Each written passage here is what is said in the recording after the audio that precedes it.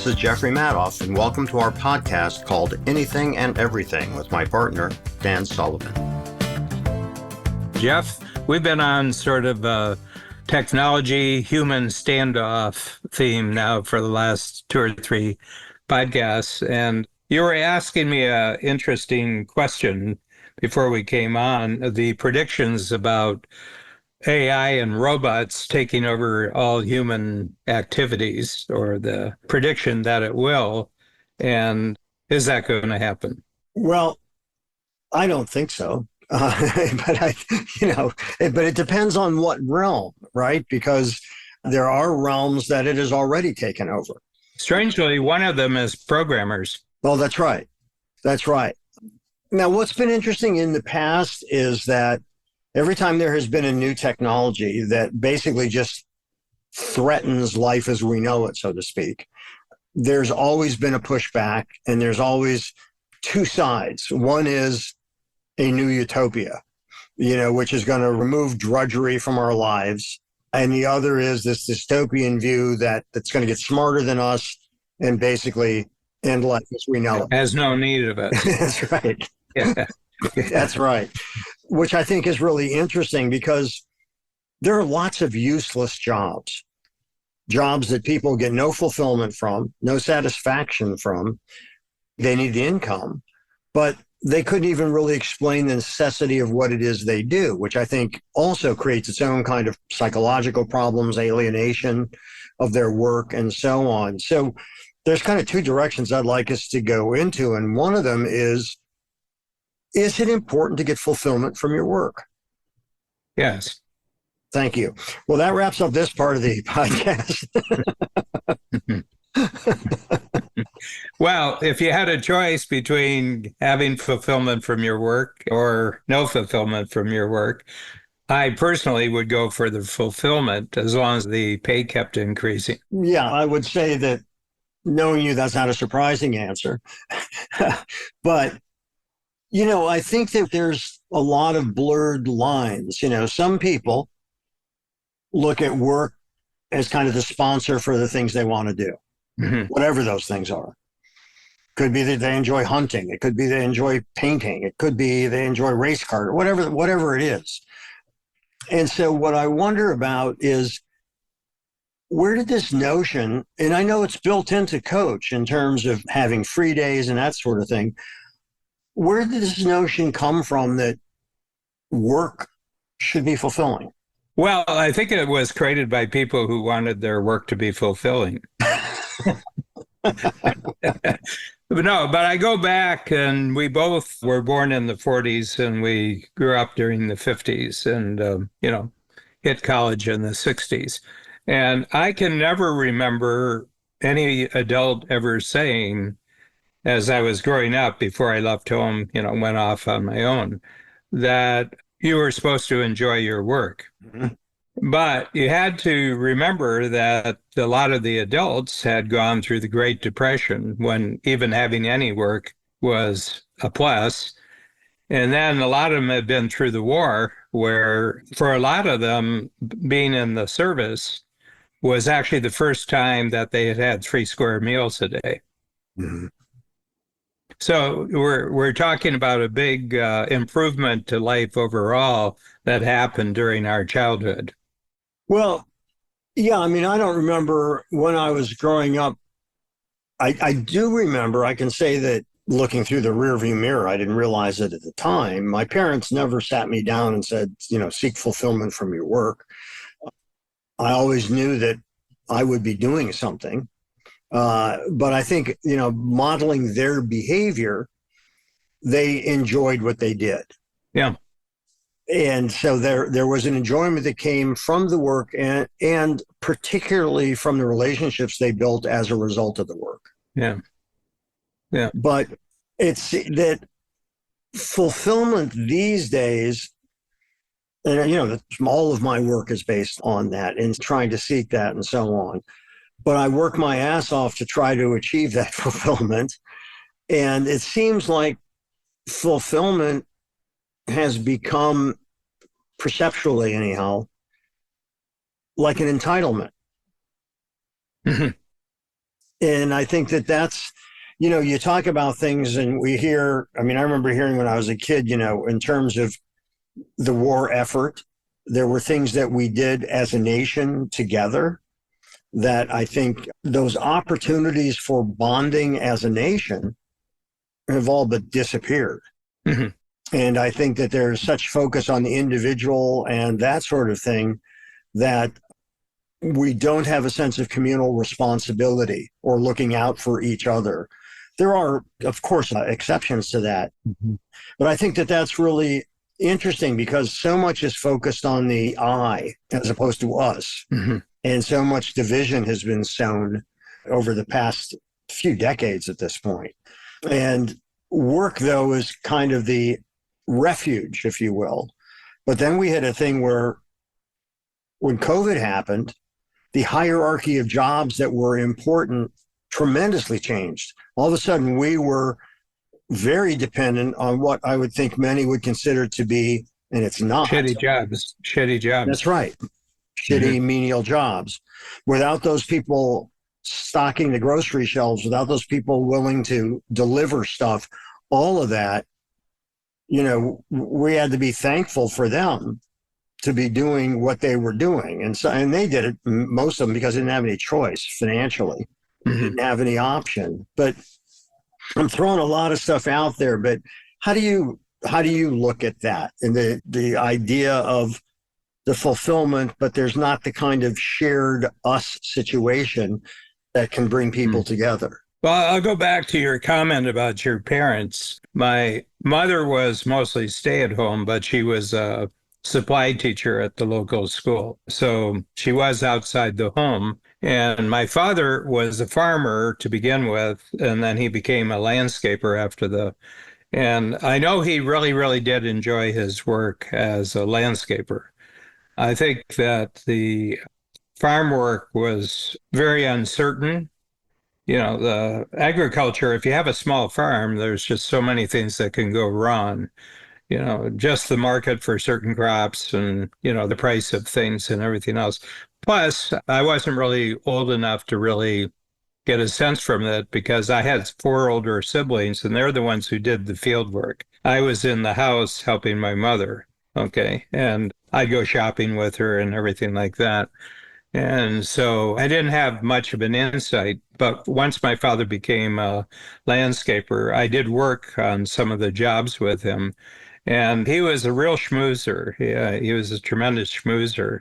And he really engaged with people who were paying for the landscaping work. He would talk and he'd walk them around and he'd talk them around. So I think my father was a very social creature, and I think he turned his landscaping into a real social activity. And I took a lot from that.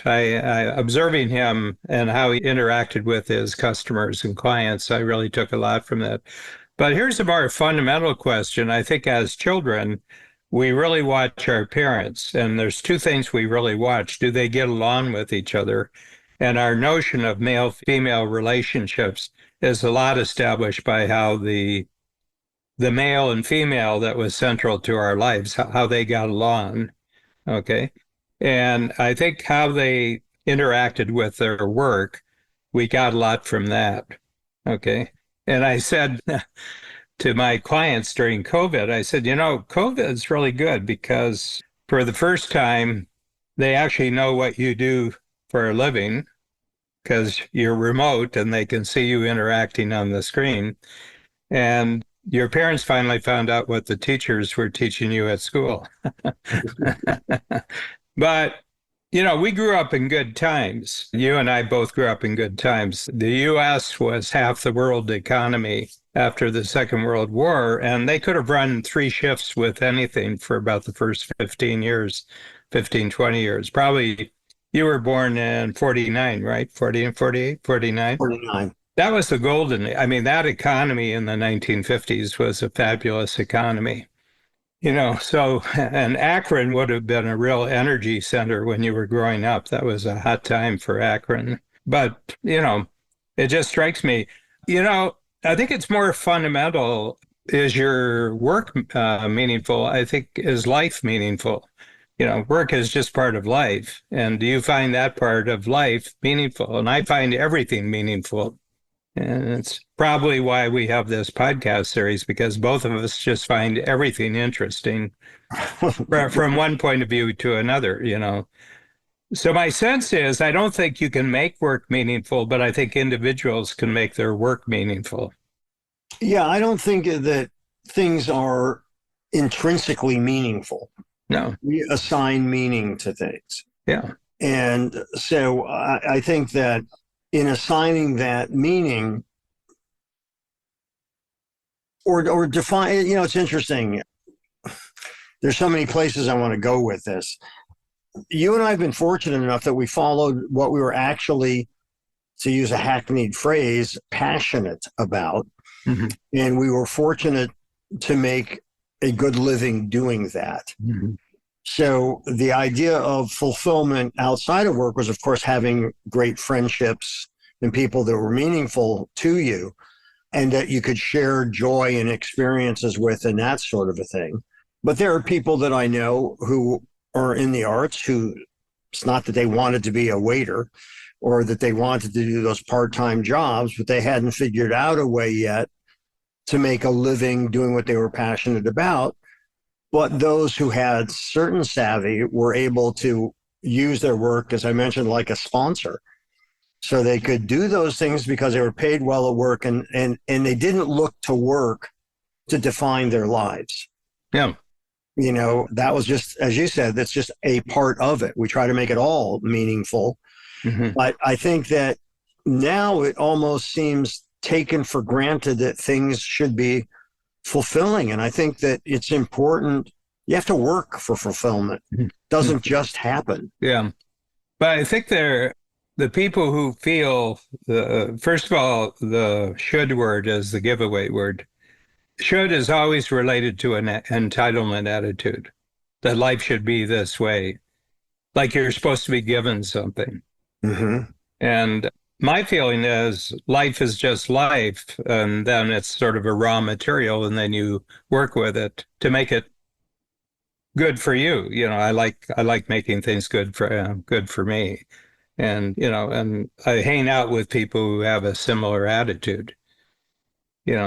Yeah, I think the problem is that we generally create a population of consumers, not a population of creators. Well, that's a really important thing, I believe, because the majority of us don't want to take risks. And as a result, we still don't want, let me phrase it differently. The majority of us don't want to take risks, but we still want to buy nice things. And so you buy nice things, but it all ends up boring because so many jobs are boring. And almost every entrepreneur or artist I've read about said they had to do what they did. I mean, I have to write this play. I had to make films. I had to write. I had to create. You with your tools and what you do. I mean, it's great because you've built in an automatic feedback loop for each what is initially experimental tool that you put out there and what you do. And would you say it's accurate to characterize what you do as you are compelled to do it? Mm-hmm. Mm-hmm. Yeah, I cannot not do it. Right. And I think most people don't have that. Yeah. And because I think this goes back to what we were talking about actually before we even started recording, is asking the right questions. Mm-hmm. If you don't ask the right questions of yourself, if you think that successful is making a lot of money, period. I mean, how many people do you know? I suspect a lot. And I know people who have done extremely well financially who feel totally hollow otherwise. Mm-hmm. Yeah, I mean, I meet them less and less. And I think part of it is that just to compare two experiences that we've been talking about for, as long as we've had the podcast, but certainly since you invited us to join the financing team for the play. And I considered that just a great opportunity because I really wanted to be part of a play. in some respect. And it wasn't going to be what I was doing with my life, doing the play. But I haven't met a single person that you have involved in the play that I had any sense that they were passionate about what they were doing. It seemed to me that you created a vehicle where a lot of passionate people could get together as a team. Well, I think that's true, but I think it's also, you have talked about that sort of thing too, where at a certain level of financial security, that risk can be exciting because our day-to-day life isn't. Yeah. Yeah. And I'm not talking about physical risk, but when you calculate everything and your livelihood is built around risk aversion, Mm-hmm. I think that that's the lens that you look at things through. And I think something like this gives license to play, and it doesn't, none of the people who are involved in the play financially aren't involved to the point that they're dependent on that working out. Yeah. Yeah. And I think that, you've spoken about the group of investors as a whole. I think almost all of them are doing it because they want to show. They're not looking for a return. And, I mean, we had the money and we're going to spend the money on one thing or we're going to spend the money on another thing, but none of it involved. If it failed, it had any impact on the quality of our life, except, doing Shiva. Which fortunately in your culture doesn't last long. Well, it does. It lasts a year, but anyway, but I wear dark anyway, so I'm ready. You're ready for I'm ready for any Shiva. Anyway, but I think the big thing is I was thinking about this because there's some sort of fundamental observation, I think, when you're born that you have to make, that the world that you were born into wasn't designed with you in mind. No, I mean, I think it's a fundamental philosophical point of view that you arrived here. Yeah. You have never found the paperwork where you requested to be here, right?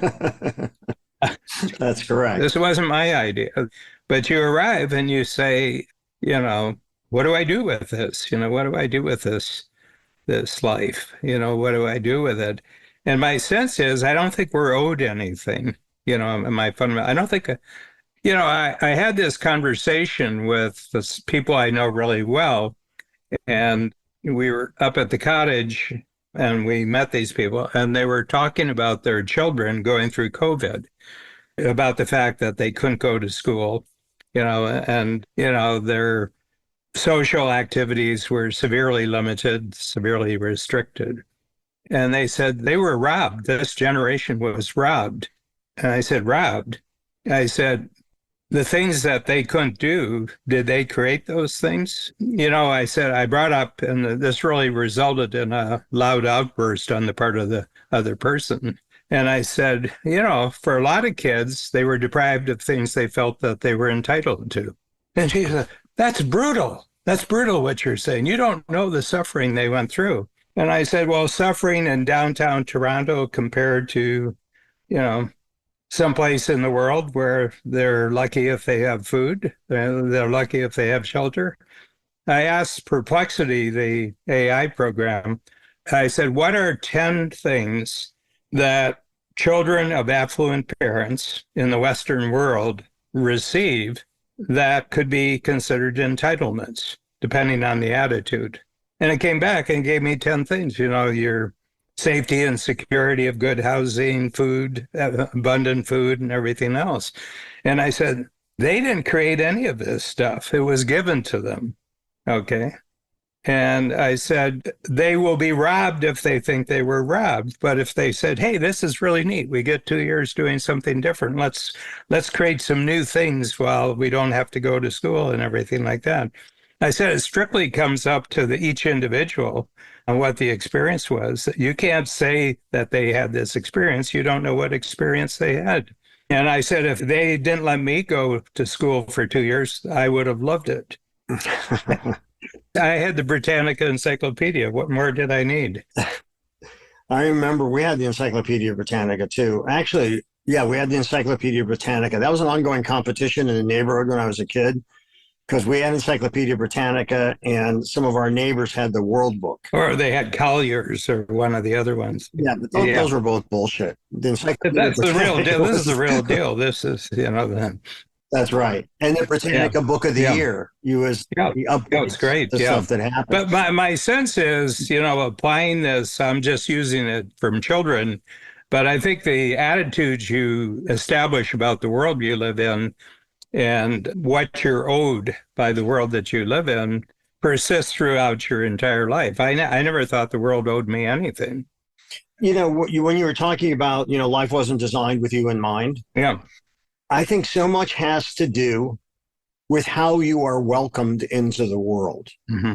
And what I mean by that is, do you have loving parents? Yeah. Do you feel safe? Do you feel respected? Yeah. All of those kinds of things. Now, there are parents that have tremendous problems in their lives, many things to overcome that, of course, as you can say that you aren't entitled to anything, they didn't ask for the kind of brutal situations they're in either. And do we, as a society, then, and it's not even the right word. Let me put it this way.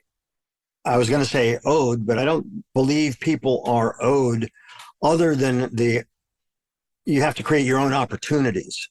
But, it is rare to find someone who's clear-headed enough that in the face of horrible odds like COVID, and an anomaly in terms of an event like that are going to say, well, I see this as an opportunity. And of course, it was an opportunity for a number of businesses to do tremendously well, from home improvement stuff and home delivery and do-it-yourself things. Reach too. Zoom gave enormous reach. We went global the moment we got Zoom. I said to the team, there's no incentive like no alternative. Yeah. I said, we've got to turn our entire company around in 3 months or we're out of business. Right. Yeah, because all our business was in person in physical locations and we couldn't do any of that. Yeah. I mean, think about 2 or 3 people that totally match your attitude towards meaningful work. Like that's what we're talking about. And, pick one that you can think of who just has this sort of whatever it is, I'll make something good out of it, attitude. I mean, I know you have some. Well, take Sheldon, who's your director on the play. I mean, I'm sure he had a story to tell about the things he didn't have when he was a kid and everything else. And look what he's done with himself. Yeah. Look, I think that there are those people who are strivers and survivors. And I think that there are those people that will take a difficult situation and figure out how to navigate it better than most.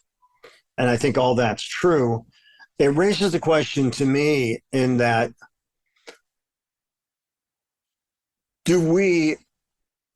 I'm not even sure how to phrase it. So I'll phrase it clumsily, which is, do we have, or should we have, and I know that's putting a certain moral imperative on it, look out for others, or is it only about ourselves? And if the others are in distress, like I think that phrase, the best of us often comes out, or at least is displayed during times when everybody's hit by the flood, or everybody's hit by something where you are then dependent on your neighbor. Mm-hmm. And I'm using that in a very wide sense, but you are dependent on your neighbor because you realize how fragile, at times like that, how fragile life is. Mm-hmm. And so, one of the tropes is, I don't know if it's true, but that common enemy can bring us together. Mm-hmm. And that common enemy can be climate, it can be a disease, it could be a war, it could be, all kinds of things. But, it's interesting because, life is that whole spectrum, right? Yeah. And your job is a part of that spectrum. Yeah. But I think you and I have the similar inclination to try to make the whole thing work for us. Yeah, well, my attitude that I have a great doctor. I think you met him in Nashville, Dr. Housey. Yes. And he's got this notion of optimum health. And he said, all diseases are the result of not having optimum health. And he said, so my whole attitude. That's a definitional truth, though, Yeah, actually. yeah. And he says, so everybody's going after the disease. Why don't we go after the optimum health?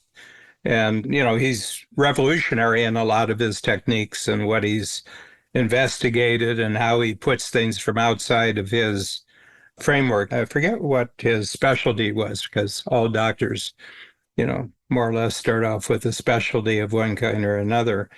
And he said that what you do is everywhere that the person's healthy already, make them healthier, because that gives less probability that a disease is going to come along. You measure them for where they're healthy and you keep strengthening where they're already healthy. And I feel that way about my human environment, that wherever I've got people who are optimistic, they're energetic, I try to make them more optimistic and more energetic. Okay. In other words, I strengthen their strengths, and that's a central philosophy. I don't try to fix weaknesses because it's a lot of work and it doesn't get much result. But where you take somebody who's got a strong ability and you give them maximum encouragement and you give them maximum opportunity to keep going in the direction they're already going, it seems to have a good effect on everybody else.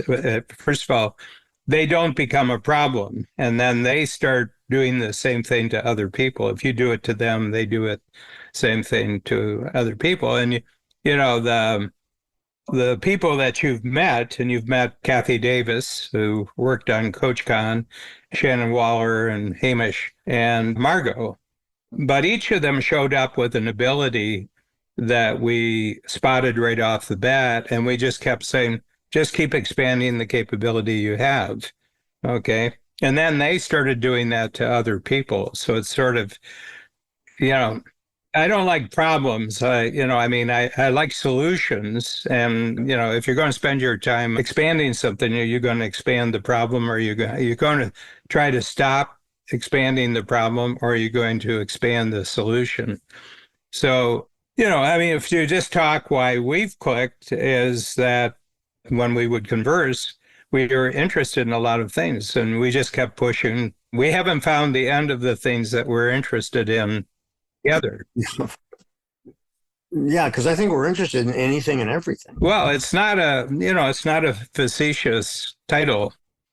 No, it's not. And then you see articles and I see articles and you see movies and, and everything like that. You just keep feeding what's working. Yeah, I would say that we're free range humans as opposed to being caged. Yeah. Yeah. So that roaming around, I think, is very productive. Yeah. We're roamers. Yeah. It's fascinating because I think it bumps into so many areas because there are people that are born into or fall into very difficult circumstances. Mm-hmm. I mean, what you were saying about the individuals we worked with on the book with, Margot and Hamish and Shannon, that, you encourage their abilities and they do that with others. I'm not religious at all, but that comes down to the golden rule, do unto others, right? Mm-hmm. If this makes you happy, if this makes you feel fulfilled, think about treating others like that because we'll all be better off the more people we have that feel better about their lives, in general. And, how do you do that?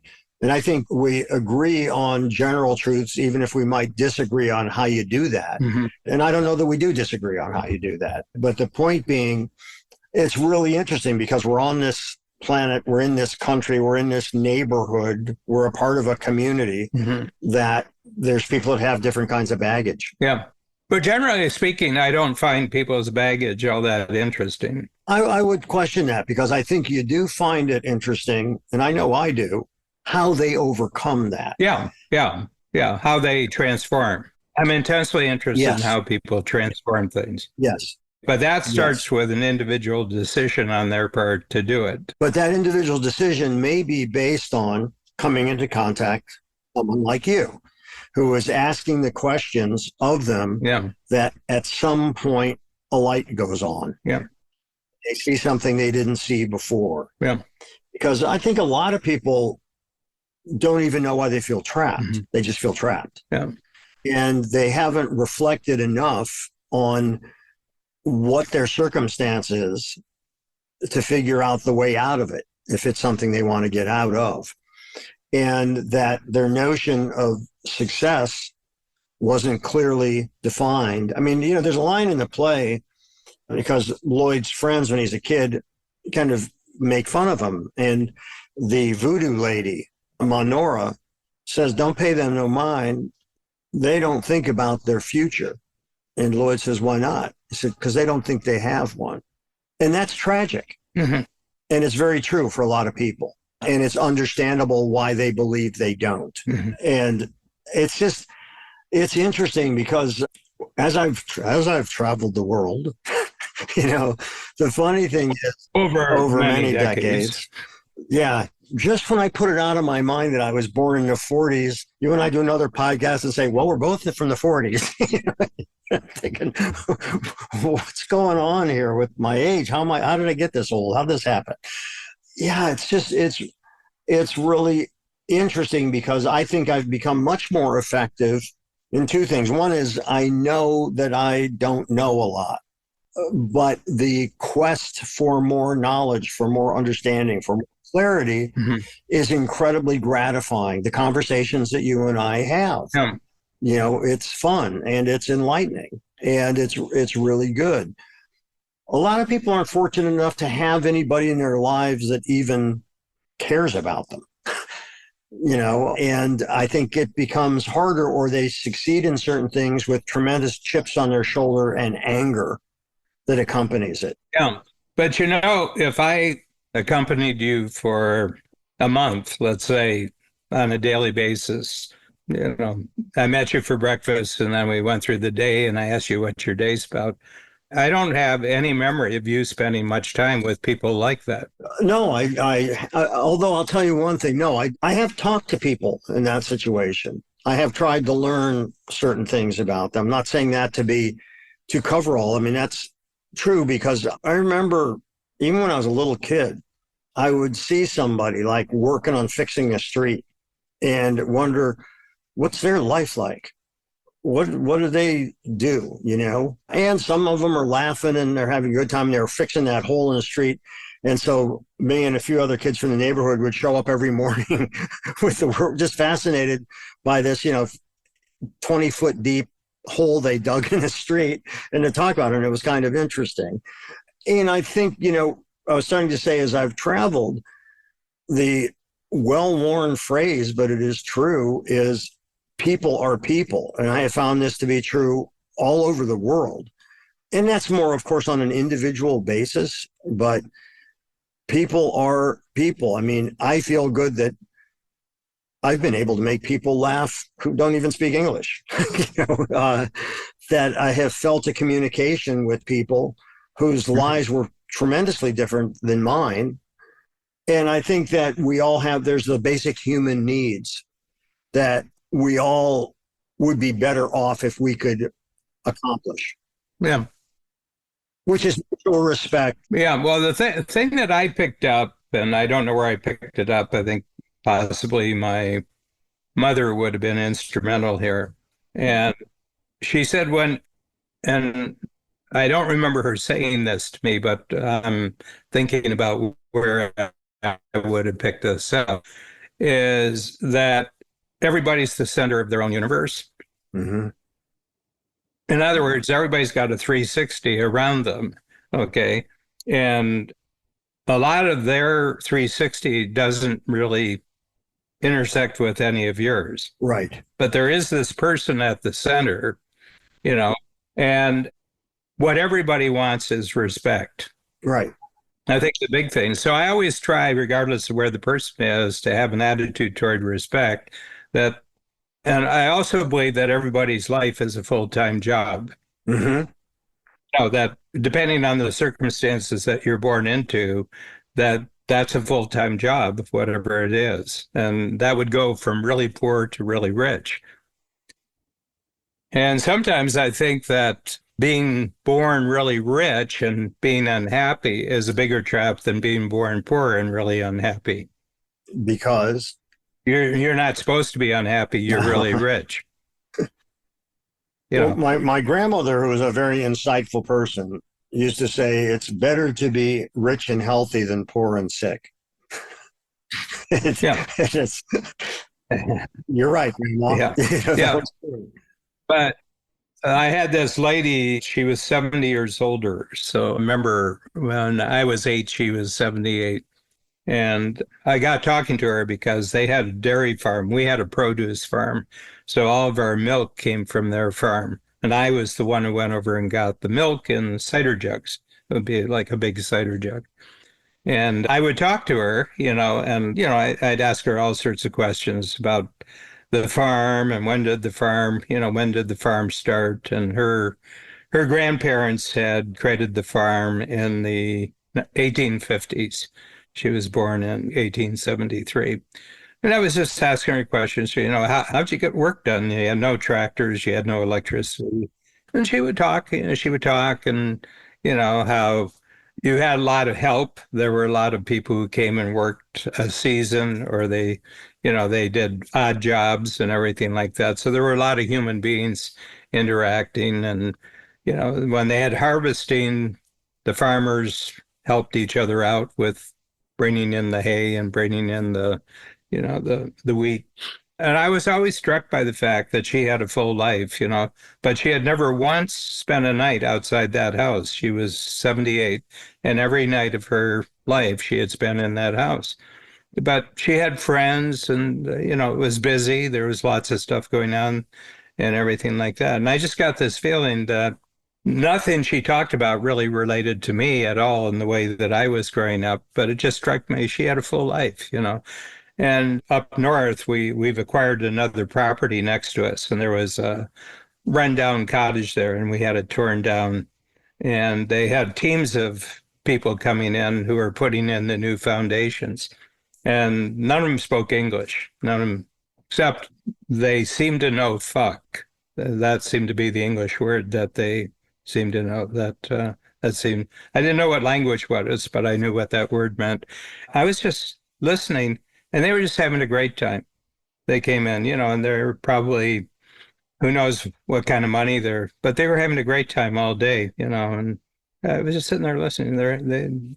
They've got life, they've got an income, they've got kids or whatever going on. And, I went home for a family reunion, and none of my siblings have done as well as I have.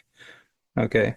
As a matter of fact, none of my siblings actually know what I do for a living and have never asked me in 40 years. Isn't that amazing? Yeah. I tell you, Jeff, not one question in 40 years.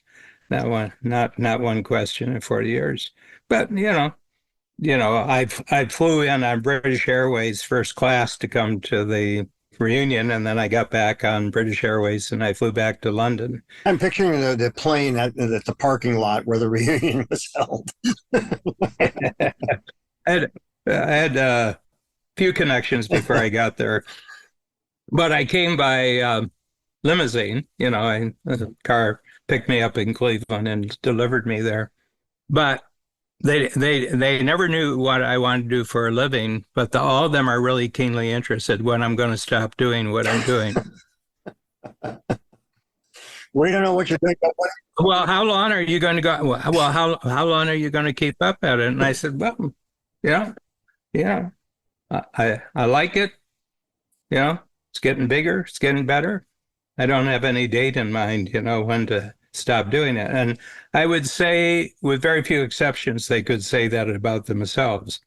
Now, they grew up in the same household with the same parents, but you can see there's even radical difference at that level.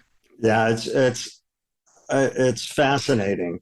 Yeah, we're unique. Well, I think about there was this house. We walk home from elementary school, and there was this house on the corner that was pretty overgrown with ivy and so on. And if you walked on the grass, if you just cut a little bit of the corner, you walked on the grass, the woman would come after you from the house and run after you. And then, of course, we were little kids, but we could outrun her. And the strange thing was she wore men's clothing. I was probably, I don't know, 9 years old, something like 58. that. Yeah. And so it used to be a thing because then the kids would yell when she was running after them, and then she'd chase them for maybe 2 houses worth and then go back. And it was great fun. Yeah, but it bothered me. And I walked by her house and she was, at her garden. And I had to build up the courage to do it. But I walked up the sidewalk to her place and she turns around and looks at me. And she said, "What do you want? Get off my property." I said, "I just wanted to ask you a question." "What?" "I see that you're wearing men's clothing and I know it upsets you. And I've been one of the kids that ran across your lawn. And I was just watching you garden and I just wondered, well, who are you? Why you wear men's clothes? What's going on?" And she comes over to me and she says, "My husband died and my life went upside down. I wear his clothes to remember him.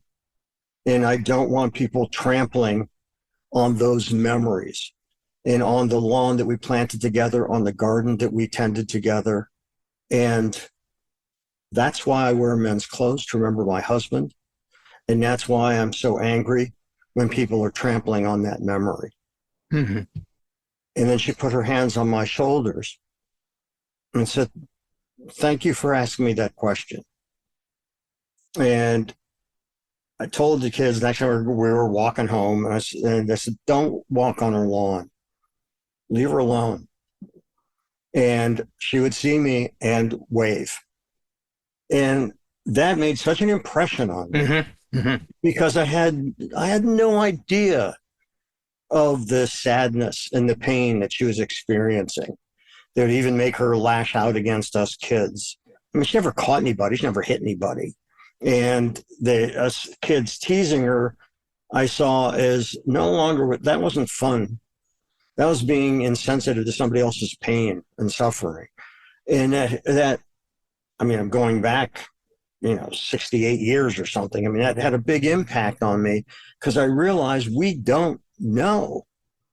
In so many cases, we just don't know what put that person over the edge. Yeah. And I'll just add one thing to this is when I was, this is probably back in the 80s.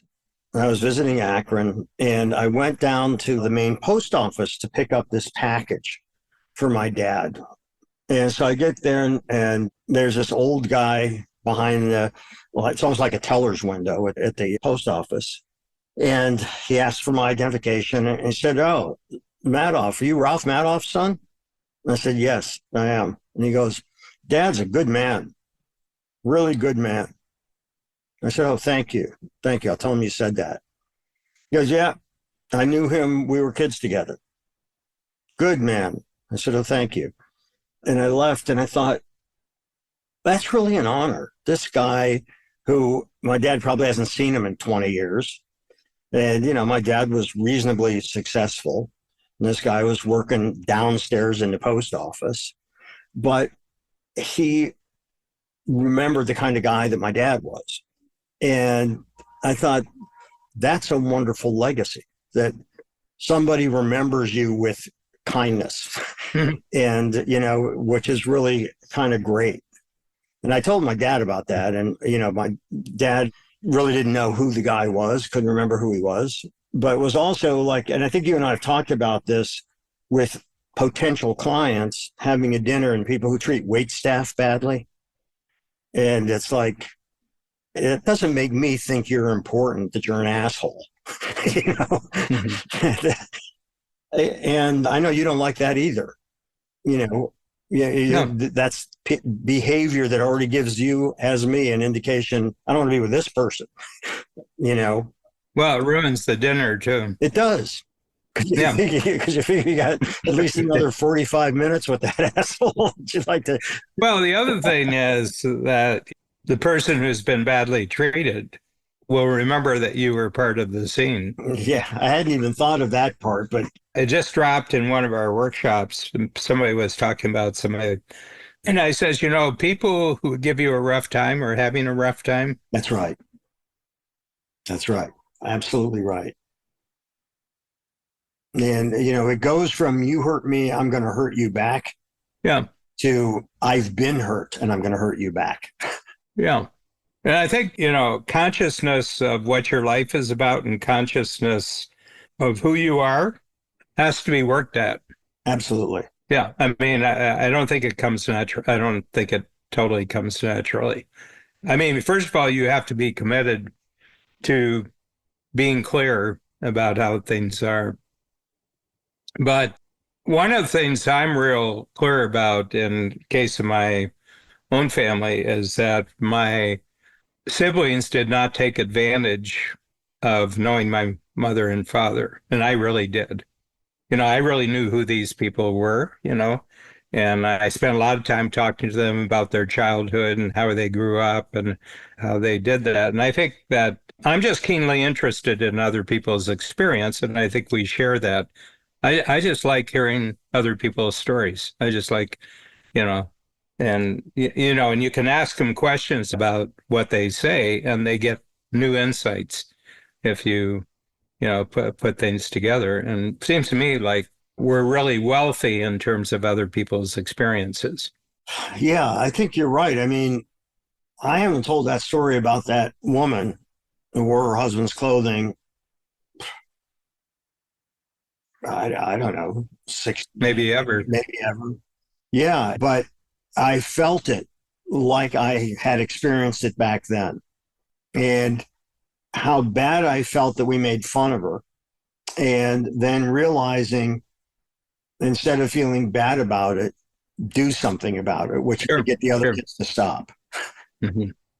Yeah, just going back to the starting theme of anything and everything today, it was about finding your work meaningful.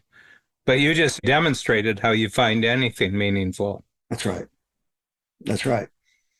Yeah. Find out, what's going on. Ask a question. Ask a question. Yeah, that's right. And, somebody, everybody needs to feel like they're heard. Chris Voss was there, and that's Chris Voss's you saw Chris at Nashville. Mm-hmm. And Chris, he told the story about the terrorist who had kidnapped the Yes. kidnapped American. He trained I think it was Filipino. I don't know. It was Philippines, which country it was in. But it was, they were dealing with very serious terrorist situations. And he says, I really understand why your position, and he recounted about 10 things from the terrorist's life. And he says, so I totally understand why you're doing this. And the guy said, yeah, and they let the hostage go. He wanted to blow up the world because the world wasn't listening to him. Right. Yeah. No, you're right. You're right. It's fascinating. And so, what we've been also talking about is all the things that AI is incapable of, which is compassion, caring, desire to learn, the feelings, sense of others, all of those things. And, it's been you and I have had this kind of ongoing theme, when technology replaces human effort, where there's times that becomes a good thing, like with the cotton gin or whatever. And then there's things that actually, just on a very practical level, you can differentiate your business by having a human being respond to your client as opposed to the endless loop of customer service, which is such a contradiction in terms because through the voice prompts, you don't get any customer service. And I think that that's really interesting. Next time, let's go through those 7 stages of robot replacement. And, the people who fear AI and the people who embrace it, what are those things so that you can ground your feelings in something, in real world examples, which we both have, to do that. It's really fascinating. Well, I think we're at some sort of wall right now. I'm feeling that I think you mentioned Goldman Sachs? Goldman Sachs and the report that they came out that none of the corporations are making any money on AI. They're pouring an enormous amount of money into it, but they're not getting any money back. And I think we've sort of hit a wall. And the big thing is that the economy only works if you have confident consumers. Mm-hmm. The only way any economy works is if you have people who are confident about spending their money. Right. Okay. It's easier to do that if you have a well-paying job. That's right. That's right. Yeah. So if you're threatening people's livelihood with technology, they're not going to spend. That's right. That's right. I mean, if you're using your 401k to buy next quarter's groceries, Mm-hmm. that's not a confident person. Right. And spending is what drives this economy. Oh, yeah. Yeah. Yeah. This man who I've mentioned several times, Peter Zion, who talks about the world, and he said the Chinese made a guess and a bet that they were only going to have to be this export country for a while until their consumption economy kicked in. Okay. So, for example, the U.S. is only involved in exports and imports to 10% of the GDP. 90% of the U.S. is just Americans making stuff and Americans buying it. China doesn't have any consumer population that's confident about the future right now, except at the very extreme high level, and they're trying to get their money out of the country. But if you're in the United States and you're talking about technology replacing the workers in the United States, you're very, very ignorant about how the economy actually works. And then go a little deeper into that. Well, if they're not working, they're not consumers. Right. Right. Yeah. And, you know, we tend to think of technology, new technology, again, as either the utopian outcome or the destruction of the world as we know it outcome, where it's always going to be wind up somewhere in between there. And this is from Goldman Sachs, which is generative AI could automate activities equivalent to 300 million full-time jobs globally, according to a recent estimate. And many of these are in office roles like administrators and middle managers and people that are doing jobs that if they didn't show up, nobody would know the difference. There, you know, so many of these jobs, which I think are being eliminated somewhat by remote work. But also when new technologies came in, for a while, of course, all the blacksmiths went out of business. And the few that were left could charge a lot more because for their services because of the scarcity. But there's always jobs that the new technology creates. There's always a new thing. Yes. Yeah. Yeah. Yeah. Yeah. I get a lot of this conversation through my connection to Abundance 360, and they have this magical formula called universal basic income. That in the future, the economy is going to be so big and it's going to be so abundant that everybody can be paid not to work. And I said, how's that going to happen? I'm just trying to think, how does that actually happen? Since the economy depends upon consumption, if nobody's working, you can't be telling me you're paying people $200,000 a year to be not working. I said, I don't think that's really feasible, you know. And they said, well, you know, maybe we don't need the human beings at all. And I said, you'd notice. You know, it gets lonely.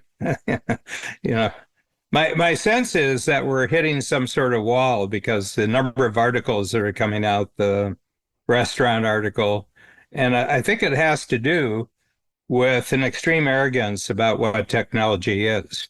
And what is that arrogance? Well, that machine intelligence can surpass human intelligence. Yeah, which I think is also, again, they're not even comparable. They don't even, you're not even talking about I mean, just take the incident of you going to talk to the woman in men's clothes. tell me the program that can figure that out the way that you did. Right. That something's off here. Why is she so unhappy? And why is she wearing men's clothes? I think I'll go ask her, and observe something about her. I'd just like to know what's going on here. You tell me the program that can do that. Right. Exactly. And on her part, the program that can respond the way that she did. Right. And that's why I was saying that our discussion, although we have certainly gone into the anything and everything realm, is also just that conversation could not be had via AI. Mm-hmm. That's right. Well, first of all, the programmers don't have enough humanity in them to actually pull it off. Yeah, I mean, you could write a play, you could do a movie on that incident. In other words, if you filled that scene out and took it into several more dimensions, you got yourself a great movie, you got yourself a great play. Yeah, it's there's actually a play coming out called McLean, which is about AI and this writer who is using AI and the impact on life. It's starring, it's going to be at Lincoln Center, I think, and it's Robert Downey Jr. I think it's a 2-month run. A friend of mine read the script. He said it's a really interesting story about AI and the impact and ethical questions that raises, which is good.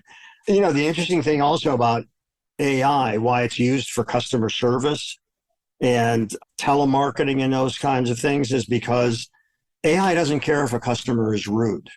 They aren't affected by the rudeness. They don't need to have 4 drinks after work from dealing in that hellscape of an office that they were working in, or having to listen to irate. And they're not affected by rejection. That's right. That's right. And I see that because I get so many emails. Now I get emails, aside from notices on my LinkedIn account, to fill the pipeline, or offering me, your business should be seen. It can be on Inc. and Fast Company.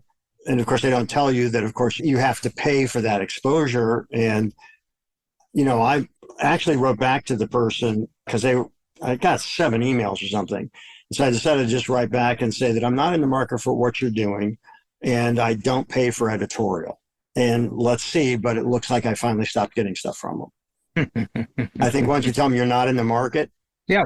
So I thought, just leave it alone and just keep dumping them in the trash without reading them. Yeah. But I decided that simple word is I'm not in the market for what you're offering. Yeah. It's like going to English-speaking Canadian films. French-speaking is really good. They have a whole industry, and they're really good. I mean, they're real movies. The English-speaking is all tax subsidized by the Canadian government, and there's about 6 people who determine what's a good movie. I remember we went to one, and it got great reviews in the paper. We sat down, and the opening scene said something Nova Scotia. I said, "Oh, I'm not the target market for this film." I got up and I walked out. Just that they have such a commoditized theme to them. They're all very introspective. There's a lot of isolation in them. Business is a bad thing in them. America is a bad place. And, it's always, they have the same theme. The French-speaking movies are really, some of them are really, really great. There's one, I don't know if he's still even alive, because I saw the movie about 30 years ago.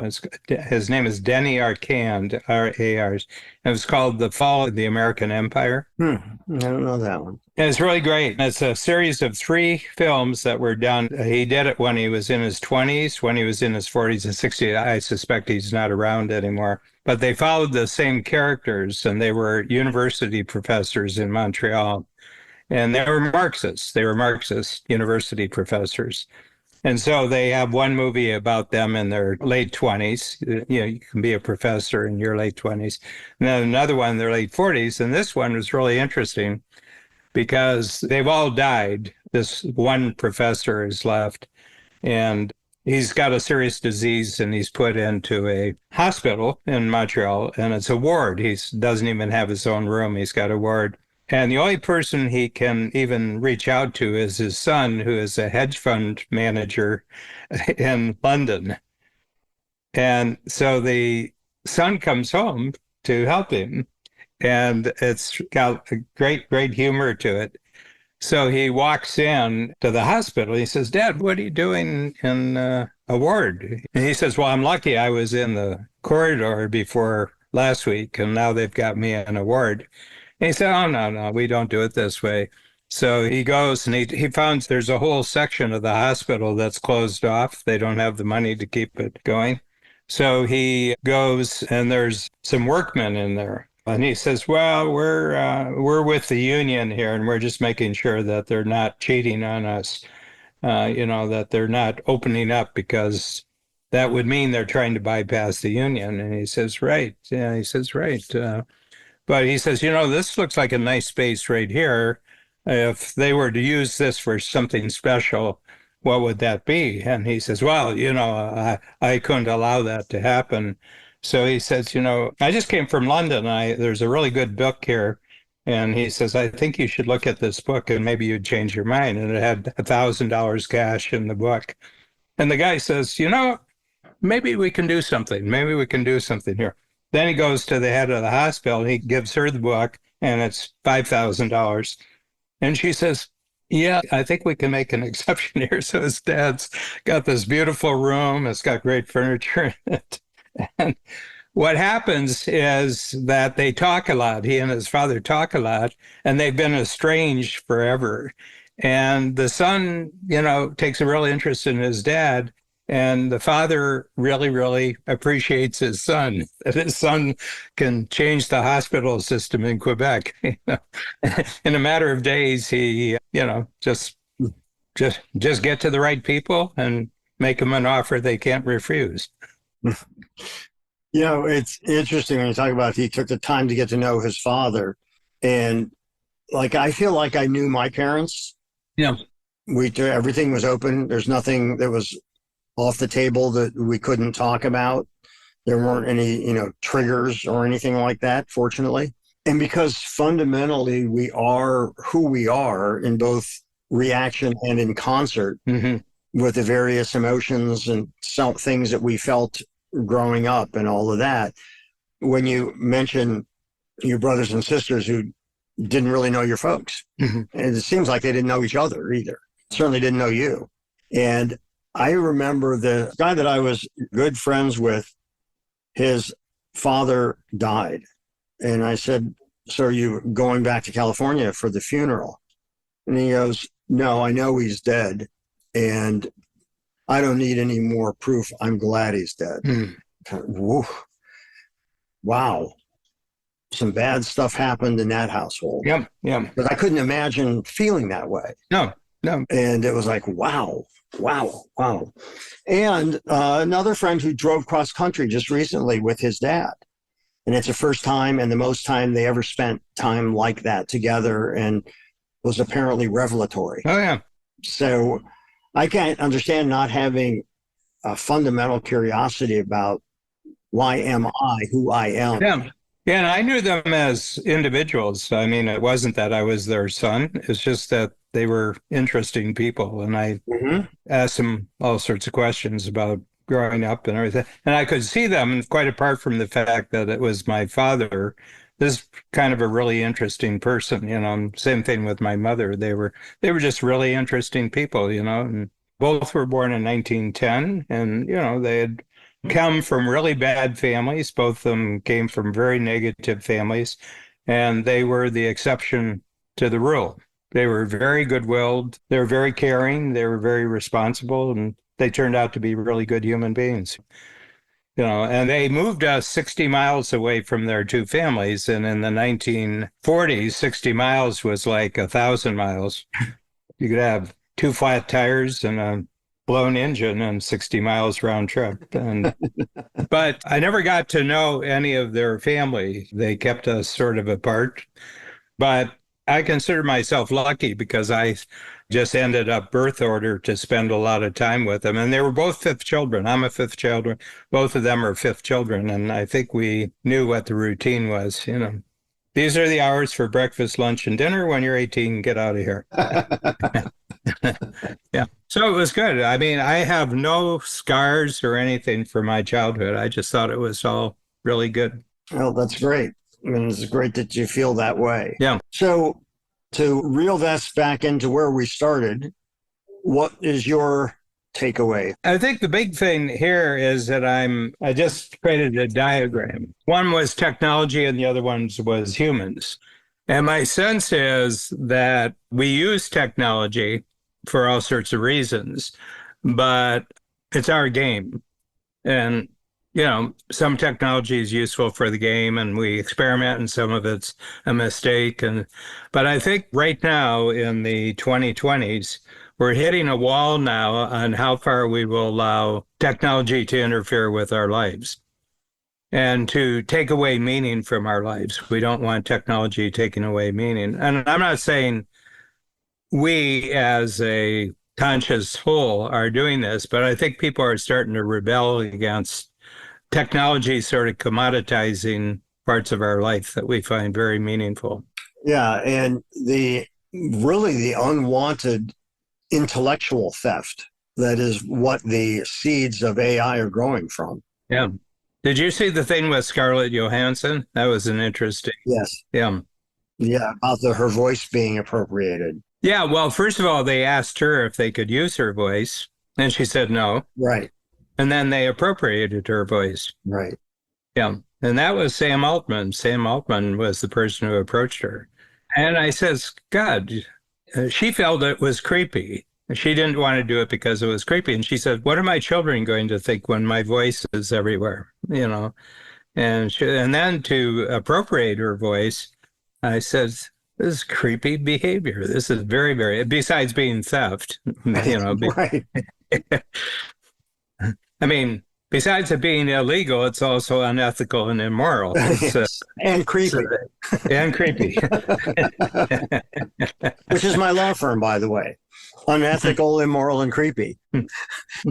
Yeah. I mean, so many interesting questions come up. And one of the big questions, which will open up in another one of our podcasts. I like that 7 stages of robots. I'd like to do that one. Yeah, me too. Me too. Because one of the fundamental questions to answering this with any insight at all is you have to define what intelligence is.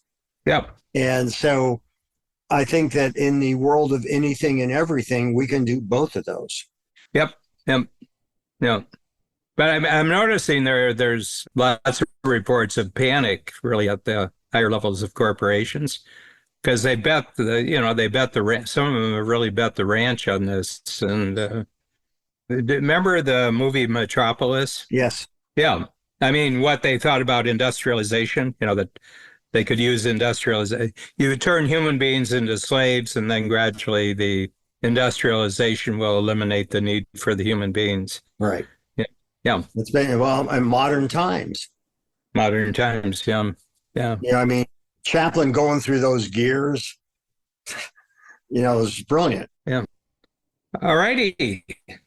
I'm going to look up the Hoxton Hotel and I'll see where it is and I'll see what neighborhood and see if I have any hangout places in those neighborhoods. Cool. Thank you. By the way, have you had a chance to see any of The Prisoner? Not yet. I had a full week since I talked to you last week. I couldn't send, but I will. I looked it up. So. And when you realize it was made over 50 years ago, and it's just, but it reminds me, oh God, I'm blanking on the movie's name now. Stars Walter Houston. He's an automobile magnate. Dodsworth. Did you ever see that movie? No. Apparently it's good, huh? It's unbelievable because it could have been made today. And it is so unlike any other movie of that era. And a self-reflective business person who's achieved this high level of success. And I don't even want to tell you any more about it. There's no cliches in it. It's really, really good. Yeah. One of my favorite movies, and I found out it's one of Scorsese's favorite movies. It's fantastic. Dodsworth.